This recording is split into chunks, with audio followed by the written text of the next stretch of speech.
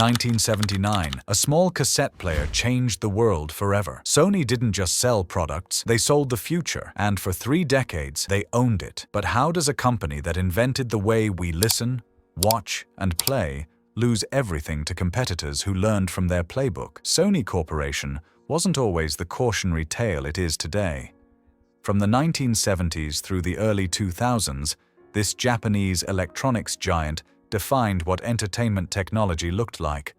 The Walkman made music portable. The Trinitron made television beautiful. The PlayStation made gaming a global obsession. They didn't follow trends. They created them. But by 2012, Sony posted a loss of $5.7 billion, its worst financial year ever. The company that taught Apple, Samsung, and Microsoft how to dream had somehow forgotten how to compete. This is the story of innovation, hubris, and the brutal cost of standing still in a world that never stops moving. The Golden Era, 1979 to 1995. On July 1st, 1979, Sony released the Walkman TPS L2 in Japan. It was a blue and silver box that weighed less than a pound and did something radical. It let you take your music anywhere. Co-founder Akio Morita ignored internal critics who said nobody wanted portable music without recording capability. Within 2 years, Walkman became a verb. 1979, Tokyo, 30,000 units sold in first 2 months. The Trinitron television followed the same pattern. Sony's aperture grille technology produced sharper, brighter images than any competitor's CRT screen. By 1982, Trinitron sets accounted for nearly 40% of Sony's revenue. Consumers paid premium prices because Sony products felt like artifacts from the future. Then came the format wars. In the 1980s, Sony pushed Betamax videotapes against JVC's VHS system. Betamax had superior picture quality, but Sony made a fatal error. They refused to license the technology widely, keeping it proprietary. VHS won by being everywhere. It was Sony's first lesson in how control can kill innovation, but Sony learned nothing. In 1992, they launched MiniDisc, a digital audio format meant to replace cassettes. The technology was elegant, rewritable, compact, CD-quality sound. But Sony again refused to open license the format, even as MP3 files began spreading freely across early internet networks. MiniDisc became a cult product in Japan, but died everywhere else. On December 3, 1994, Sony did something nobody expected. They entered the video game console market. The original PlayStation wasn't just a gaming device. It was a Trojan horse that put a Sony-branded computer in 100 million living rooms. Ken Kutaragi, the engineer behind PlayStation, fought internal resistance for years.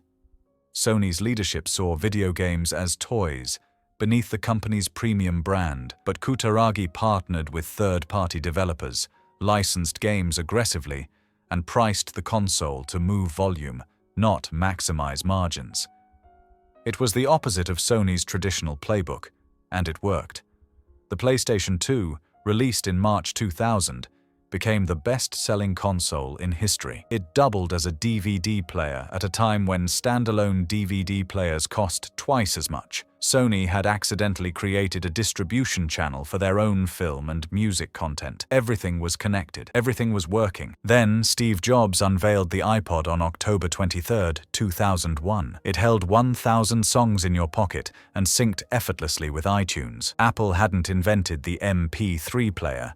Sony and others had models on the market first, but Apple made it simple. Sony's response was paralyzed by internal conflict. Their electronics division wanted to build a competitor.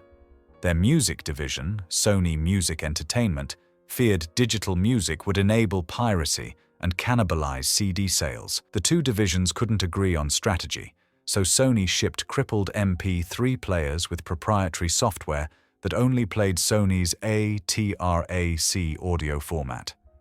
Infocard.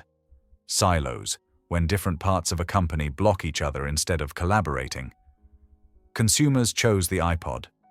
By 2005, Apple controlled 75% of the digital music player market. Sony, The company that invented portable music had lost portable music. The same story repeated with smartphones. Sony Ericsson released capable devices throughout the 2000s, but they ran fragmented software and lacked a unified app ecosystem.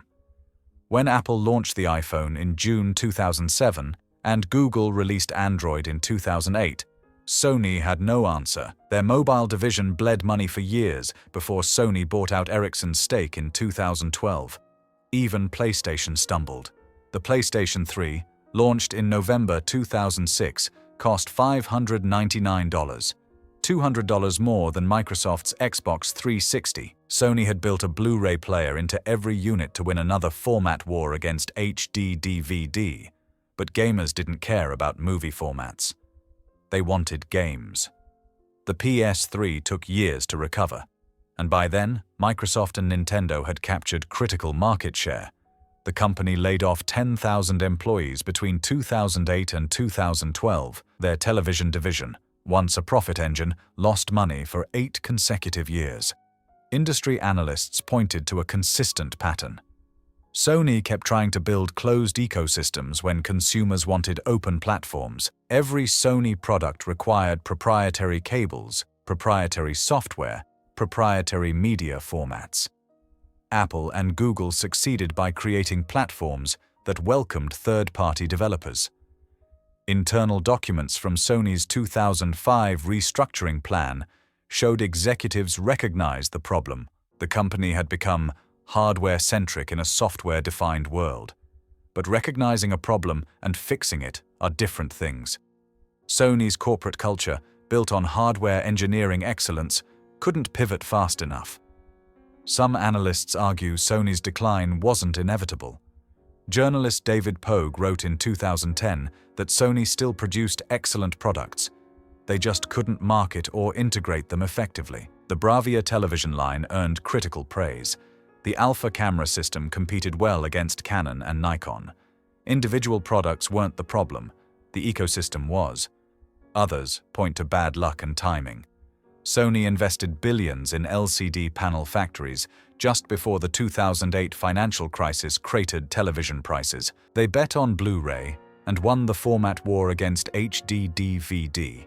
But streaming video made physical media obsolete within 5 years. Perhaps Sony was simply disrupted by forces no company could have controlled. There's also the question of whether Sony ever truly lost it all. The company never went bankrupt. PlayStation remains profitable. Sony Pictures and Sony Music are major entertainment players. The decline was relative, not absolute. Sony fell from dominance to mere competitiveness. For employees, the decline meant upheaval.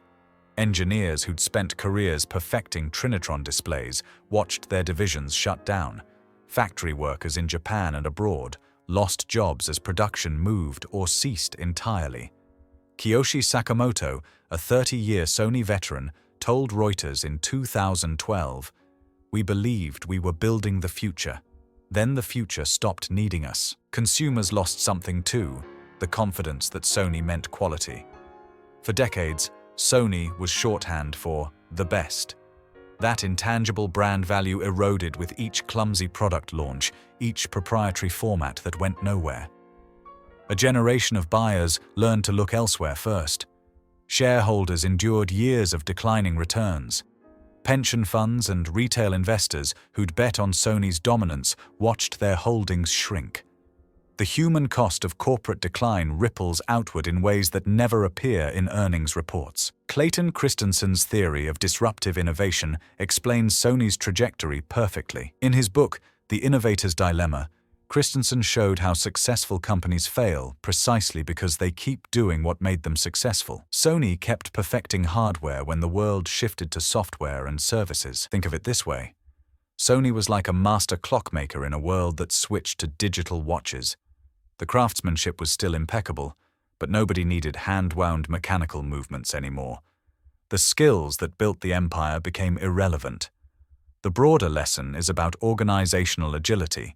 Large companies struggle to cannibalize their own products, even when disruption is visible on the horizon. Sony Music wouldn't let Sony Electronics build a great MP3 player because it threatened CD sales. That's not stupidity. It's rational self-interest at the division level destroying value at the corporate level. This matters beyond Sony. Every dominant company today, Apple, Google, Amazon, faces the same forces. Markets shift, new technologies emerge, and past success becomes a kind of trap because the things that made you great can make you blind. Here's what we know for certain. Sony invented multiple industries, dominated them, and then watched competitors eat their lunch using strategies Sony had pioneered. We know the organizational problems: siloed divisions, proprietary obsessions, hardware focus in a software world. We know the financial results: billions in losses, mass layoffs, collapsed market value.